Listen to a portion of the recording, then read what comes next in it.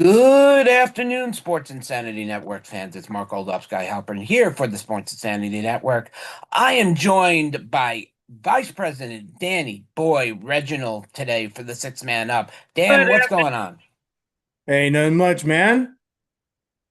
Glad we get to talk more NBA and, of course, our New York Knickerbockers, as Yeah. always.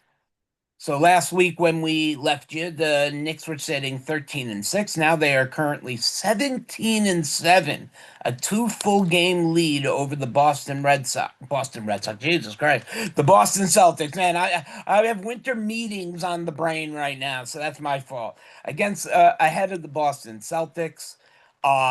They did meet, and we'll get into that in a few minutes. The Knicks have just been playing absolutely dominant basketball, Dan. Uh, and it's not, as we've been talking about over these episodes, it's not a one man team. Everybody's contributing one way or another. What are your thoughts on that? At 17 and 7, and if you really give a shit, on their way to the NBA Cup semis in Vegas. I know that doesn't really matter to me. What matters is winning games and then getting to the real playoff, which is later on down the road.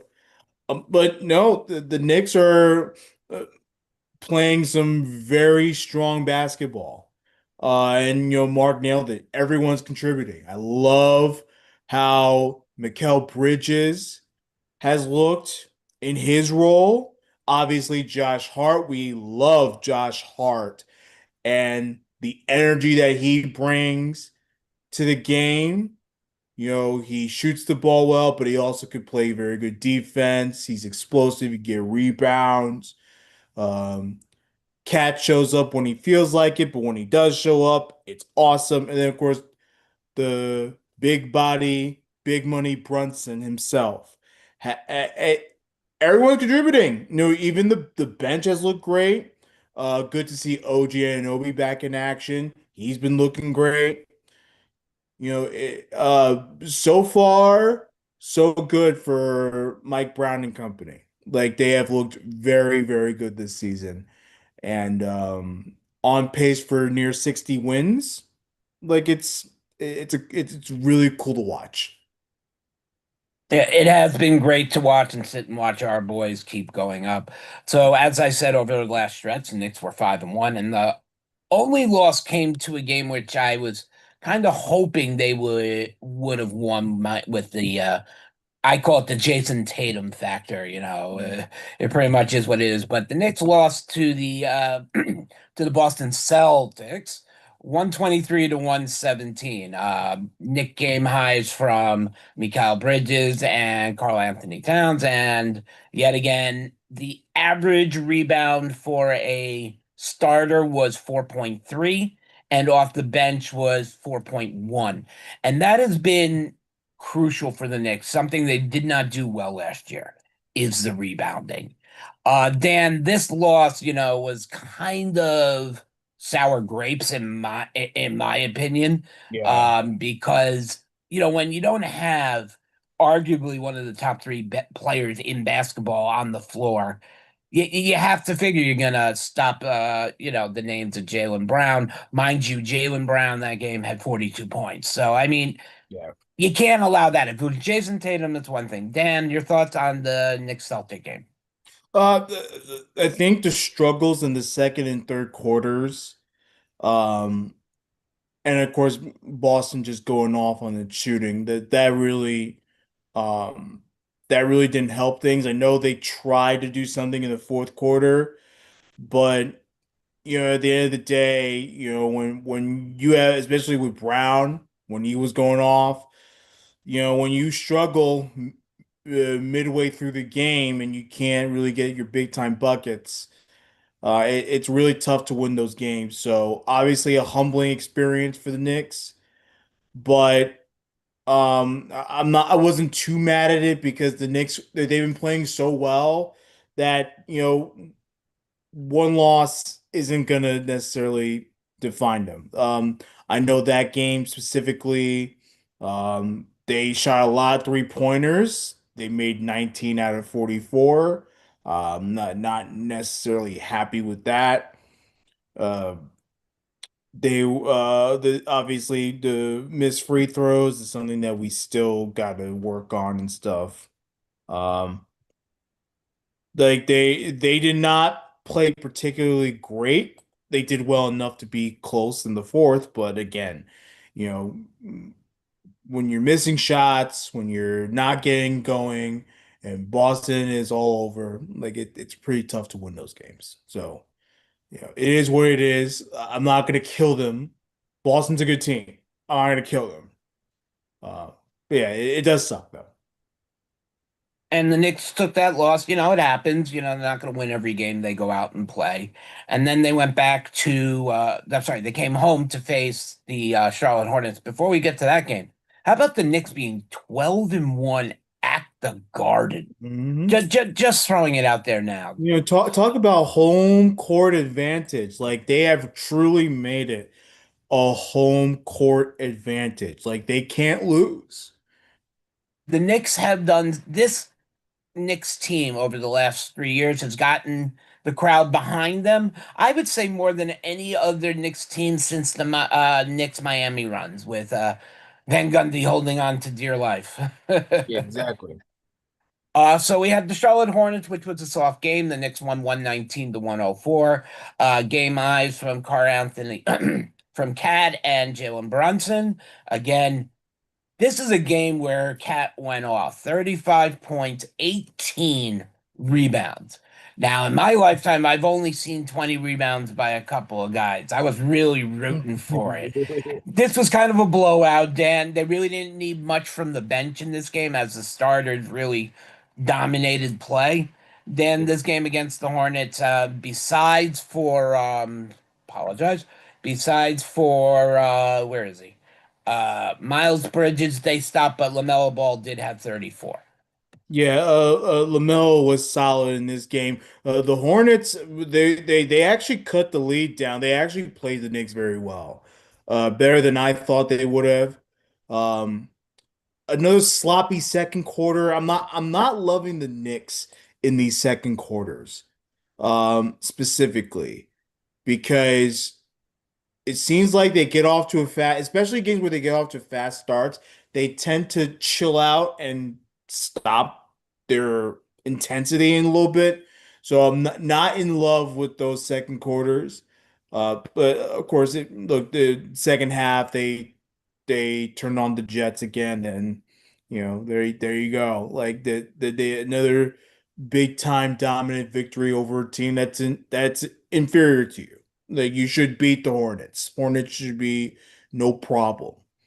They took care of business, so I'm very happy about that. Very happy to see again everyone get involved. Good to see Cat have a good game there. Um, and of course, gotta love Josh Hart. He had 8 assists on the day. Like Yeah.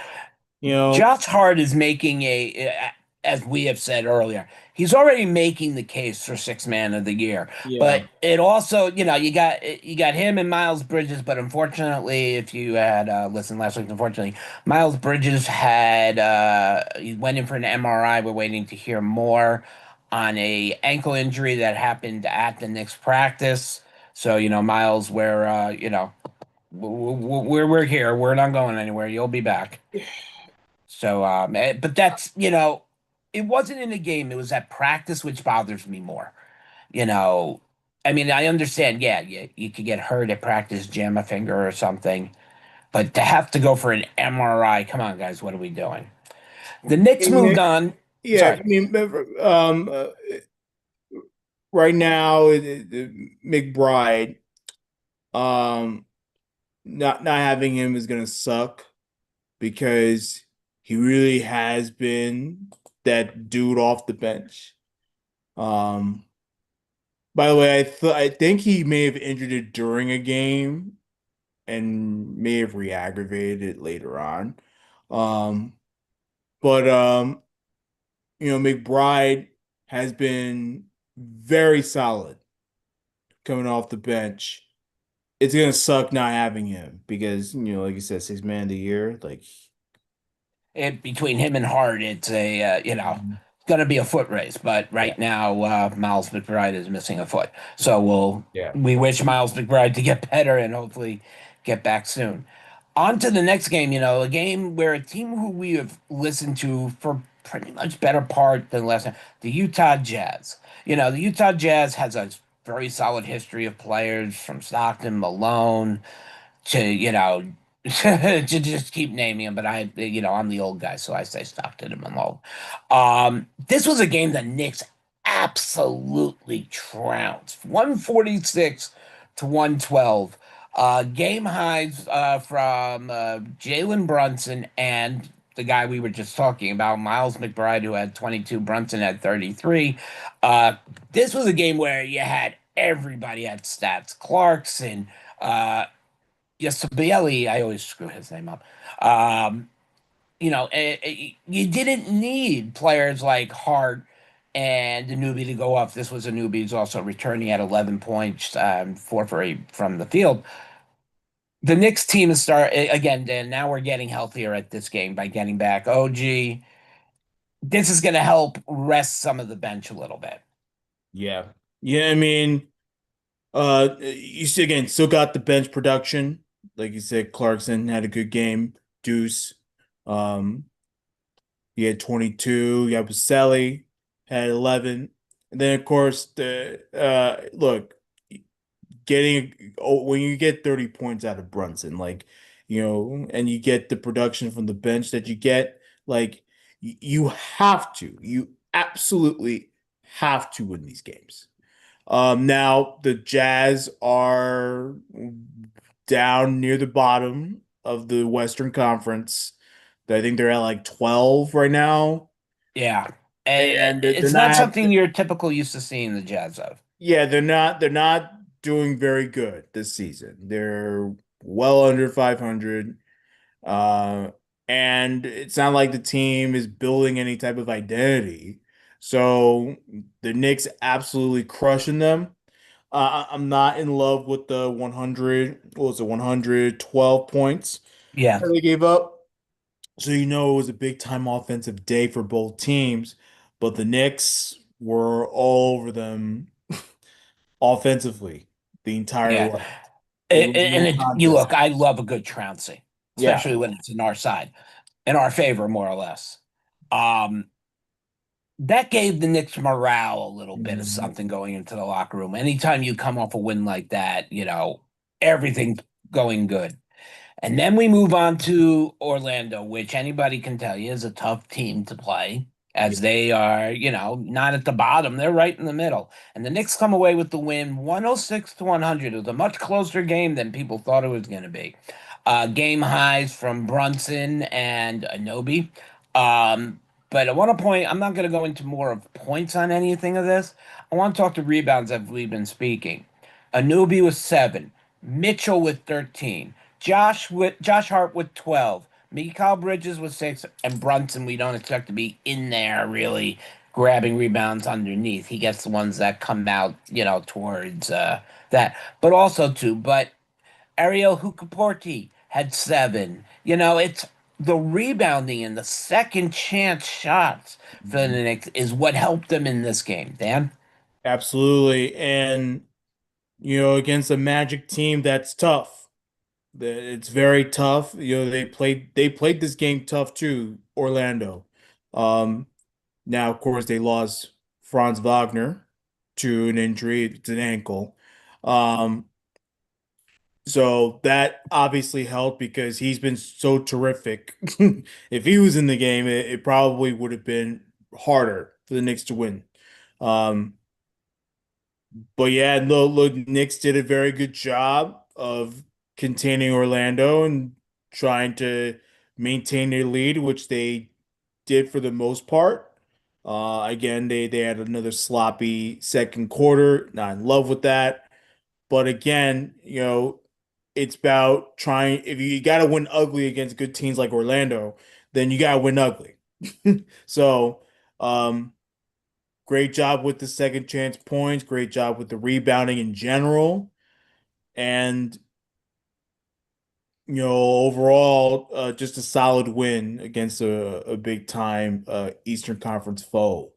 But to finally get a win against Orlando, they've struggled big time against Orlando, and it was a good to see them win this one.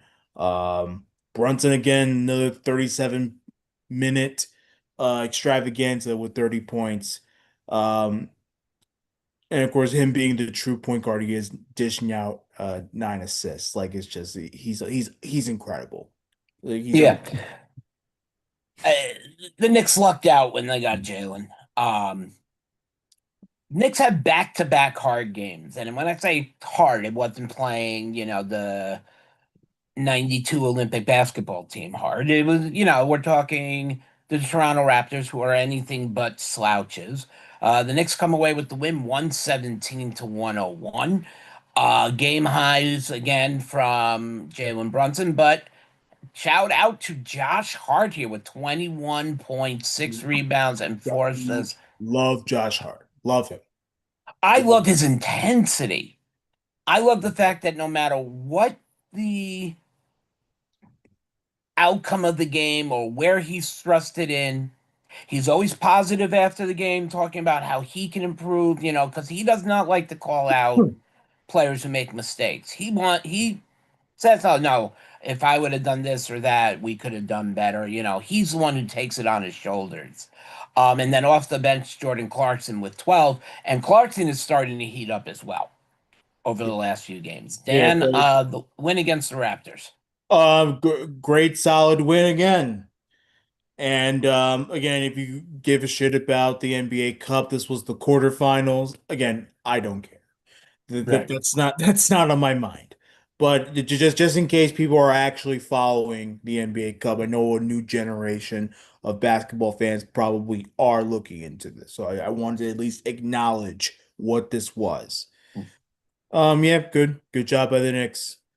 And um, again, you're getting the production. Anunoby, 13, Miguel Bridges, 15. Um, Jalen Brunson had 26 points in the first half. And Uh, continues to be a literal, literal lightning strike for the Knicks. Again, he is the number one guy on this team. He's the guy that you trust. He's the true point guard and really becoming the Knicks' big time true scorer. There is none of this 1A, 1B crap with him and Cat. No, no, no. You guys know where they lie. It's Brunson 1, Cat 2. That's where we are at now. They could trade places. It's okay. They could trade places. One day it could be Cat's game. No, most part it could be Jalen Brunson's game. yeah. Watching this Knicks front court is a pleasure to watch because it runs like a well-oiled machine. There's no more. These five guys are going to be the only guys coming in. No, we've pointed out throughout this season so far that the Knicks are using every available person to help get players like Cat and Brunson and Hart a break. Much better than not to take anything from what what Tibbs was. He was a Yeah. good coach, but he didn't utilize the bench. Mike Yeah. Brown is doing that now, and that's Yeah. what has been a Now, concern. now he barely utilized the bench this game because the only two coming off the bench big time were Mitch and Jordan Clarkson. Everyone else played at least 30 minutes in this game. Which is kind of unaccustomary for the Yeah. Knicks right now. But you want to know it if they're able to go and they're running well, then Mhm. you just keep the output coming. Exactly. I love the defensive presence from Anunoby. It's good to see him go back to that a little bit too, because Knicks could use it. And not saying that he hasn't been great defense again, he's been hurt. But it's still good to see him get blocks and steals and everything. Something the So, Knicks have been lacking over yeah, the years. yeah. Well, I mean, Anunoby's been very consistent with his defense, and so has Josh Hart. So those are the two that obviously have been pretty rock solid with that. Before we get on our next topic, the Knicks will face off. Will tip off against the Orlando Magic on December 13th at 5:30, well, which is, sorry, 6:30. I always forget because it's whatever. And you can watch that game on Prime Video and most likely if you're in New York at Madison Square Garden. Um, we don't have a lot of topics, but Dan and I have a topic for Dan and me. I grew up well before Dan was ever a little boy. And me growing up, diehard Knicks fan, well, 5, 6 years old. I don't know if you'd call me diehard or just going with the flow at that point. But to me, the greatest basketball player to have lived and whatever was Michael Jordan. Did it all. Okay. For Dan's age, it has been LeBron James. And we're gonna have a whole episode on James and Jordan as we get more into this season. But we just saw LeBron James for the first time in almost a decade, if not a little bit more, put up less than 10 points in a game. In 40 minutes, it wasn't like he only played 5 or 6 minutes, It's and like he shot less than 30% from the field. it's like 18 years, Mark, since he did that. Like, you know how incredible it is? You can go the next 18 years scoring more than 10 points a game. I Like mean, that's how incredible LeBron is. Like, I don't care yeah, what and I mean anyone he's says. got the scoring point, thing. And that's because here's my question though. If Jordan would have stayed, would Jordan kept on going? Possibly. Jordan played his best basketball with the Bulls. We know that. He ended up playing with the Wizards because he owned part of the team. So, he was a player, he was owner, coach, player, during that time because he didn't want to give it up. Is it time for LeBron to say after this year, it's time to hang it up? Well, After what we've seen. I think he's going to ultimately uh decide to uh leave the game. I think he's definitely going to leave the game. You, Go ahead. Yeah, the reason why is because it's just to me, it was all about, you know, one, playing with his son, which he did, and two, obviously, I guess wanting to win another championship because they think he can. I don't think they will, but not this year. But I think he wants another shot at championship, and of course, just to continue break records and all that stuff. Like LeBron, again, he's not necessarily the best option for the Lakers. He's probably like number three, number four type of thing. But LeBron's okay with that because to him, it's about winning. And he sees a good team that he can work with, that he can help take to the promised land stuff. You know, a lot of talk has had LeBron going to another team and all that. Don't worry, Knicks fans, we're not getting him. We don't need LeBron. No, no, no, no. No, LeBron's time is now. If he didn't win the championship with Antonio Davis. He didn't win. He's not going to do it with Luka Doncic, and that's where you have to say, if you can't get it done with this team and this team, you know, come on.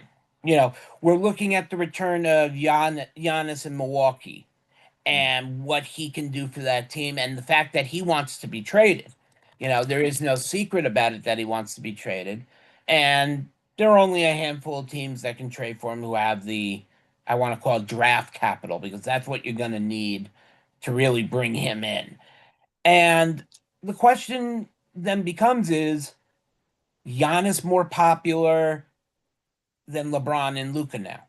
Yeah, I mean, well, yeah, because they're younger and they're the best players in the league. LeBron's not the best player in the league anymore, like, of course, because One, he barely played because he's always hurt, and of course that's just typical 40-year-old, um, you know, in his 23rd season, whatever. Like, yeah, it's very typical for LeBron at this point of his career to not be the best guy. Like, you have all these other big time players that have surpassed him, which is great. I mean, again, LeBron doesn't care and stuff. He just wants to win. So we'll keep an eye on LeBron and see what he plans on Yeah. doing. But I do agree with Dan on one thing: getting the opportunity to play with your son. Yeah. We've seen it in baseball, with Griffey and with Ripken.